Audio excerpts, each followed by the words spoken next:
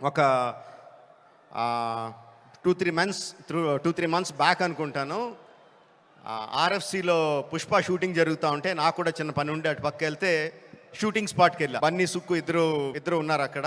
కొంతసేపు పిచ్చామాటి మాట్లాడిన తర్వాత సుక్కు, సార్ సినిమాలో ఒక సీన్ చూస్తారా అని అడిగాడు. ఎందుకు చూడండి సుక్కు, చూస్తానన్నా. సో ఎడిటర్ని పిలిచి సుక్కు ఏదో ఆ సీన్ ఈ సీన్ కొంచెం కరెక్షన్ చేసి ఏదో చూపించు అని చెప్పాడు. ఆ ఎడిటర్ ఏదో దాన్ని కొంచెం కరెక్షన్స్ చేస్తున్నాడు.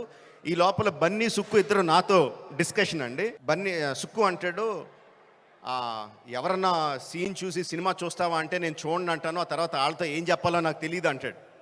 బన్నీ అంటాడు, అవును కూడా, నేను కూడా అస్సలు చూడను, ఎవరన్నా చూపిస్తే వాళ్ళతో ఎలా మాట్లాడాలో తెలీదు, ఫేస్లో నా మొహంలో ఎక్స్ప్రెషన్ తెలిసిపోద్దా అంటాడు. వీళ్ళిద్దరూ నా ఎదురుగుండా నాకు సీన్ చూపిస్తా, నా ఫీలింగ్స్ అన్నీ వాళ్ళిద్దరూ మాట్లాడుతుంటే దానికి నేను ఎలా రియాక్ట్ అవ్వాలో అర్థం కావట్లేదు. ఈ 10 minutes పాటు జరిగింది వీళ్ళిద్దరు డిస్కషన్.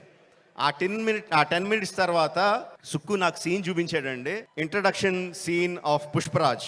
ఆ సీన్లో సుక్కు హార్ట్ అటాక్ తెచ్చుకోకు, నేను ఆ సీన్లో ఏం జరుగుతుందో చెప్పట్లా, ఆ సీన్ ఎంత బాగుందో చెప్తున్నాను అంతే. ఆ సీన్ చూసిన తర్వాత నేను అన్నది ఒకటే ఒక మాట, ఈ సీన్కి దేవి ఎంత మ్యూజిక్ ఇవ్వగలిగితే అంత, ఎంత స్కోప్ కావాలంటే అంత, ఏ రేంజ్కి తీసుకెళ్లాలంటే ఆ రేంజ్, అంత ఎక్సలెంట్ సీన్ చూపించాడు సుక్కు. అండ్ బన్నీ ఎరగొచ్చాడు. అది నేను జస్ట్ ఇంట్రడక్షన్ పోర్షన్ ఒకటే చూశాను. ఇంకా సినిమా మొత్తం దాని తర్వాత ఎలా ఉంటుందో ఆబ్వియస్గా అర్థమైపోయింది. అండ్ December 5th కూడా కాదు, December 4th ఈవినింగ్కే ప్రపంచానికి అంతటికి కూడా అర్థమైపోతుంది.